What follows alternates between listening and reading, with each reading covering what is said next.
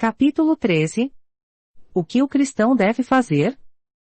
Ao escrever estas palavras em 3 de dezembro de 1989, o mundo é um lugar muito diferente do que era quando iniciei este manuscrito em agosto passado. De fato, é um lugar muito diferente do que era uma semana atrás. Durante os 4 meses passados, um governo não comunista se instalou na Polônia. Durante o mês passado, o Muro de Berlim, que permanecia como um símbolo da divisão política mundial, veio abaixo.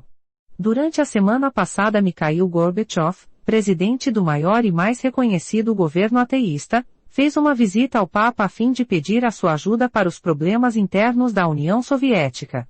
Nota: submeto o seguinte como informação obtida por acaso. Não estou certo do seu significado.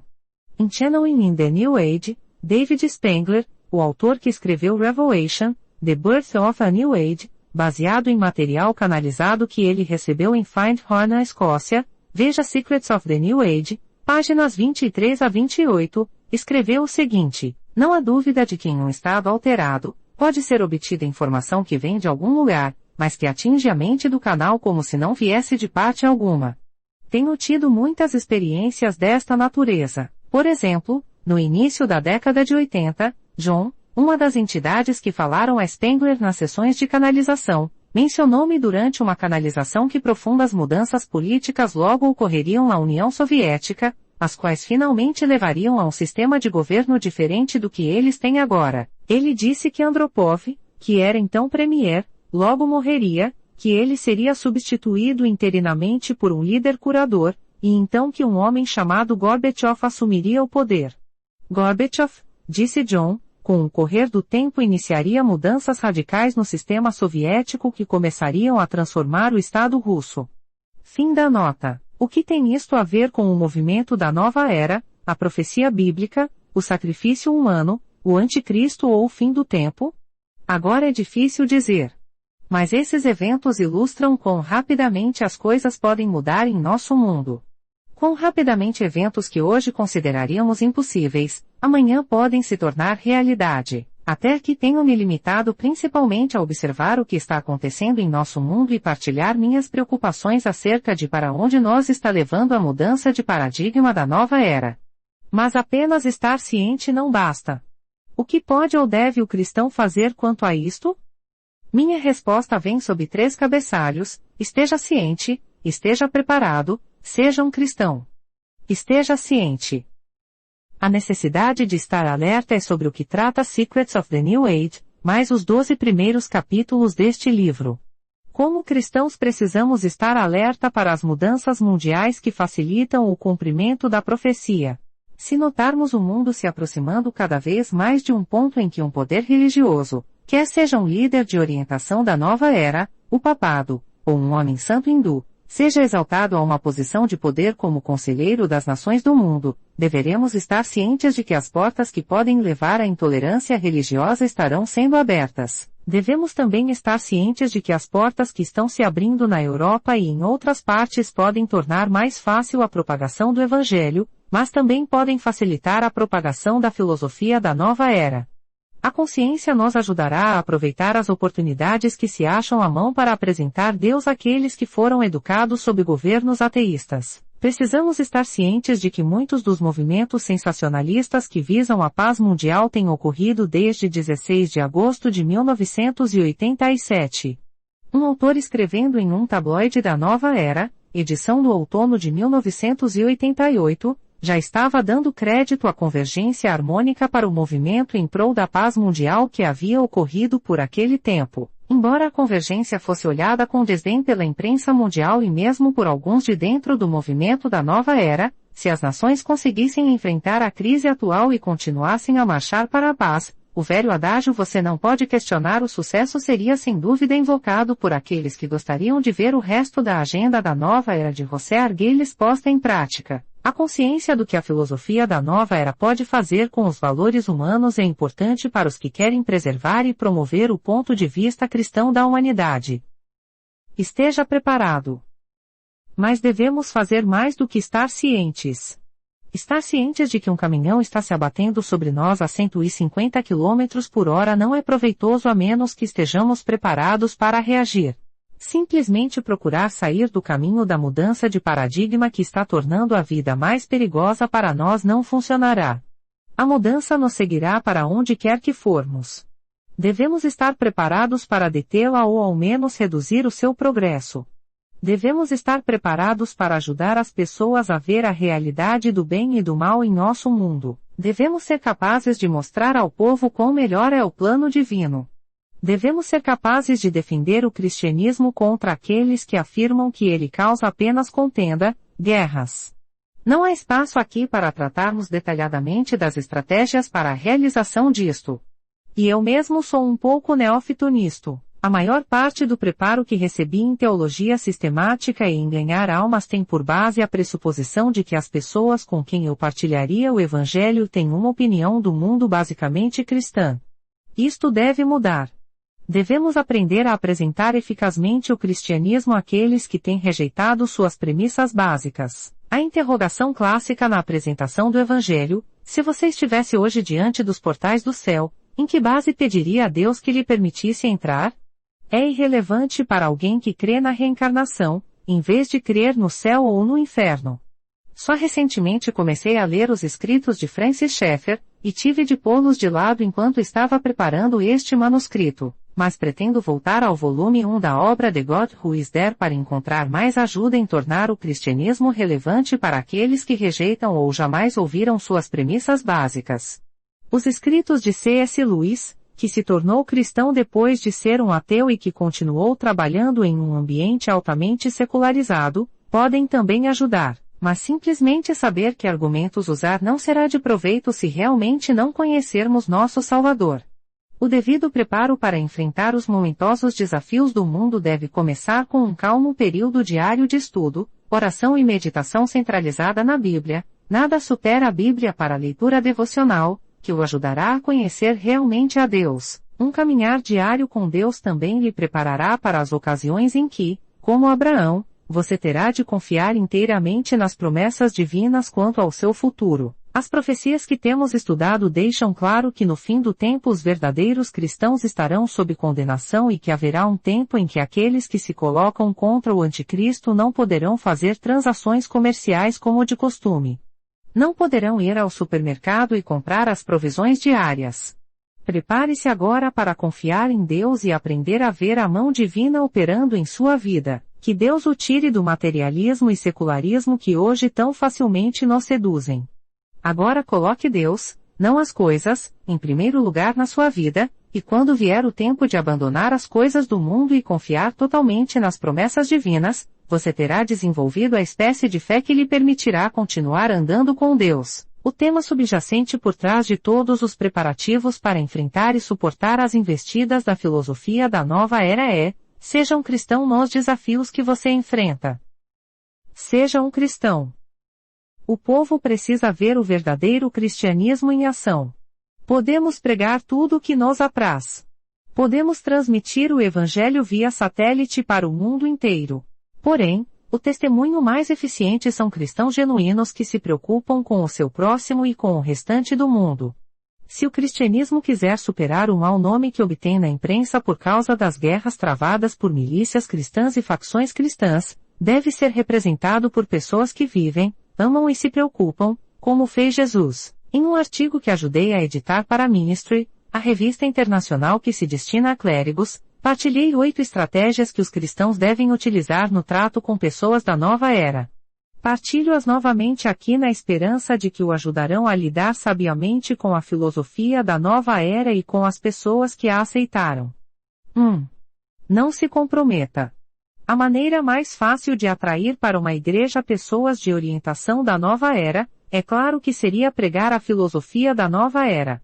Mas o caminho da nova era para a espiritualidade e a vereda cristã são tão diferentes como os caminhos de Siddhartha e Abrão.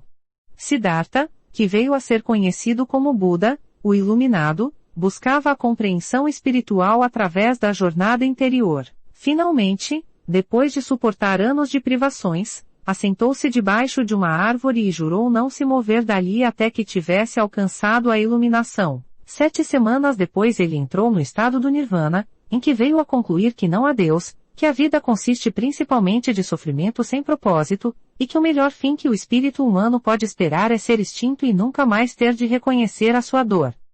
Abrão, que veio a ser chamado Abraão, pai de uma multidão, buscou a compreensão espiritual de uma maneira exatamente oposta. Embora fosse inclinado a olhar para dentro de si e confiar em seus próprios recursos, aprendeu durante sua longa existência a olhar para fora de si mesmo em busca da bênção. Aprendeu a olhar para Deus como seu protetor. Sua grande iluminação é expressa na certeza que ele procurou transmitir a Isaque junto ao Monte Moriá: o Senhor proverá. Abraão não antegozava a destruição do seu espírito, mas pela fé em Deus aguardava a habitação em uma cidade eterna, cujo artífice e construtor é Deus. Hebreus 11:10. A religião da nova era olha para o interior, para o Deus que está dentro da pessoa. O cristianismo olha para o exterior, para o Deus transcendente que falou com Abraão e Moisés, levando-os a se desviar do próprio eu. O cristianismo fala de um homem, Jesus Cristo, que uma vez viveu e morreu para a salvação de todos os que o recebessem. A nova era fala de um Cristo cósmico ou de um Cristo espírito que, através de milênios, tem se encarnado em vários corpos como um professor, um mestre, não um salvador. O cristianismo adverte contra os maus espíritos e demônios que querem assumir o controle do corpo humano e falar mentiras. A nova era afirma que eles são espíritos beneficentes que precisam usar os corpos humanos como canais com mensagens de amor universal. A expectativa de uma nova era produzida pela cooperação humana contraria a esperança na segunda vinda de Jesus para criar um mundo inteiramente novo e livre da contaminação e do pecado que testemunhamos ao nosso redor. Não pode haver compromisso entre dois sistemas de crença tão diametralmente opostos. Nenhuma mistura pode preservar a singular e poderosa mensagem do cristianismo para o mundo. 2. Ajude as pessoas a encontrar a Deus. A jornada espiritual de Abraão foi bem-sucedida porque ele continuou buscando a Deus até que veio a conhecê-lo como um amigo. Quando as pessoas vão à igreja como investigadores espirituais, precisamos ajudá-las a procurar a Deus como Abraão o fez.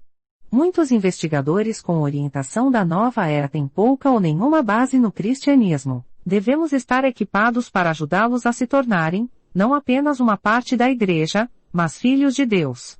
É mais fácil oferecer rituais, cargos da igreja, e um assento no coro em vez de tomar tempo para levá-los a um conhecimento realmente pessoal de Deus através do estudo da Bíblia, meditação, oração e testemunho. Se estamos contentes em meramente ajudar os investigadores a encontrar conforto em atividades religiosas, jamais teremos realmente satisfeito o anseio que os enviou em sua busca espiritual. Eles podem tornar-se parte da igreja, mas até que seus anseios espirituais sejam satisfeitos em um crescente e consciente relacionamento com Deus, eles continuarão na sua busca e poderão cair nos ensinos do ocultismo porque a igreja não satisfez suas necessidades.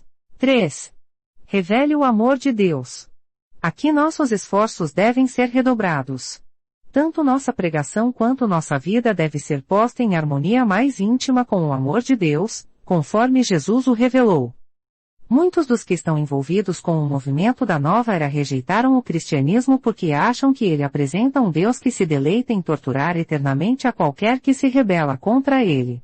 A retratação incorreta do caráter de Deus inerente à doutrina do tormento eterno afasta as pessoas de Deus e as leva para os braços dos canais que proclamam que não há juízo e que somos todos uma parte do Deus eterno. A mais defensável doutrina bíblica da destruição final dos ímpios pelo fogo, que finalmente purificará o universo do pecado. Veja São Mateus 10:28, segundo São Pedro 3:7-13, Malaquias 4:1-3, provê um retrato mais acurado de Deus, alguém que atrai os pecadores em vez de afugentá-los em busca de algo mais aprazível. Mas precisamos fazer mais do que pregar o amor de Deus. Precisamos vivê-lo em nossa vida. Em uma recente entrevista, Sir George Trevelyan, um expositor da nova era na Inglaterra, partilhou comigo sua observação de que o amor fraternal está se tornando um assunto importante no movimento da nova era. De fato, disse ele, uma porção de abraços calorosos ocorre nestes dias nas reuniões da nova era. As pessoas querem pertencer a grupos que provejam amoroso e aceitável companheirismo e estejam envolvidos em mudar nosso mundo para melhor. A Igreja deveria ser a primeira a demonstrar esse tipo de amor, companheirismo e solicitude. 4. Deixe que Deus fale. Aqueles que hoje estão em busca de luz espiritual frequentemente se tornam cativados por um canal que fale mensagens de um munificente ser desencarnado. O poder cativante dos canais jaz em sua capacidade de dar orientação espiritual autorizada por uma fonte sobrenatural. O cristianismo tem, na Bíblia, uma fonte autorizada e sobrenatural de orientação espiritual. Uma igreja que queira atrair pessoas que estão buscando orientação precisa permitir que a palavra de Deus fale a si e por seu intermédio. Isto não deixa nenhum lugar para racionalização ou desígnios escusos quanto aos desejos daqueles que não estão dispostos a submeter-se à vontade de Deus. Quando a igreja falar desembaraçadamente, inequivocamente para Deus, as pessoas ouvirão. 5. Demonstre preocupação pela saúde física bem como pela saúde espiritual. O primeiro contato de muitos com as ideias da nova era vem como resultado de um problema de saúde. Descontentes ou desiludidos com a instituição médica, procuram terapias alternativas. Se acham alívio através do tratamento com um profissional holístico de saúde, frequentemente se dispõem a aprender acerca da filosofia de vida do profissional, que pode ser especificamente da nova era. Muitas igrejas cristãs têm mostrado a tendência de preocupar-se com assuntos espirituais e têm, na prática se não na doutrina, negado que um estilo de vida saudável tenha algo a ver com espiritualidade. Mas o holismo é a senha do dia em nosso mundo, e não somente entre os partidários da nova era. O povo agora percebe que é impossível tratar um aspecto da vida de uma pessoa sem ter um impacto sobre todos os outros aspectos. Uma abordagem holística cristã na saúde deve lidar com assuntos tais como dieta, uso e consumo de fumo e álcool, exercícios, e o uso moderado das energias físicas, se quisermos ser capazes de ajudar as pessoas a aperfeiçoar sua vida física e espiritual. 6. Mostre interesse por nosso planeta. Muitos que fazem parte do movimento da nova era estão preocupados com a ecologia.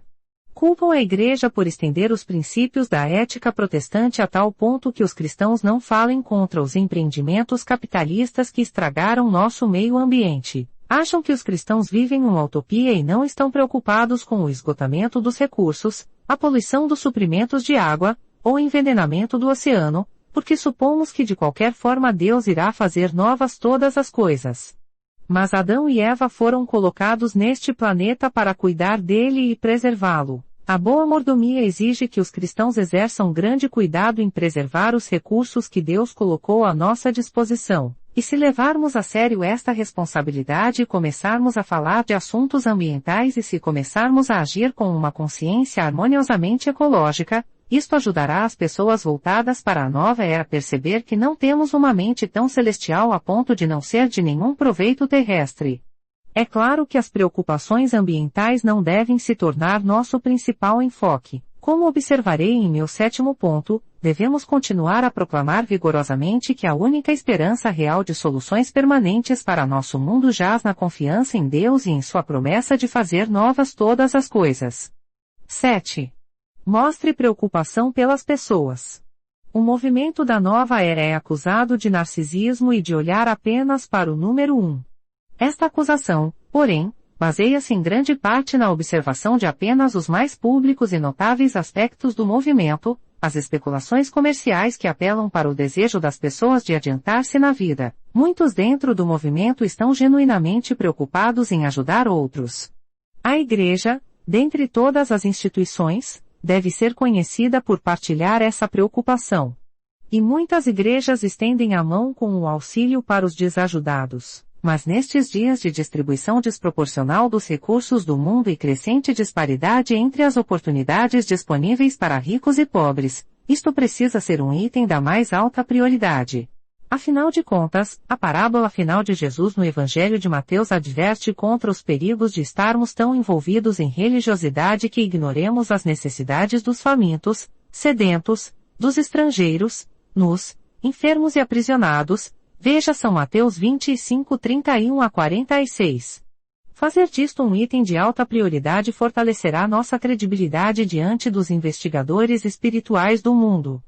8. Creia na esperança da segunda vinda e pregue-a.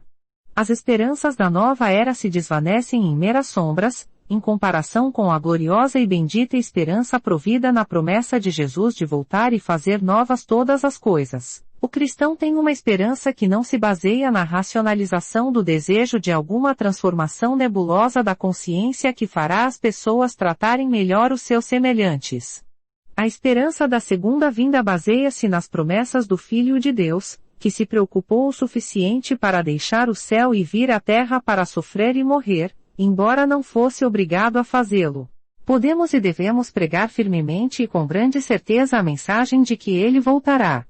A esperança da segunda vinda, ou o que eu gosto de chamar a esperança da nova terra, afasta a necessidade de uma esperança da nova era ou um movimento da nova era. Substituindo o movimento da nova era. Se as igrejas cristãs, com cuidado e criatividade, e sob a direção do Espírito Santo, falassem e tomassem medidas acerca das preocupações que acabo de enumerar, o movimento da nova era não apresentaria nenhuma ameaça ao cristianismo. É a falha das igrejas em pregar sobre esses assuntos que dá lugar ao movimento da nova era para crescer e ganhar conversos. As igrejas poderiam igualmente estar se beneficiando da energia das pessoas que estão se unindo às organizações da nova era.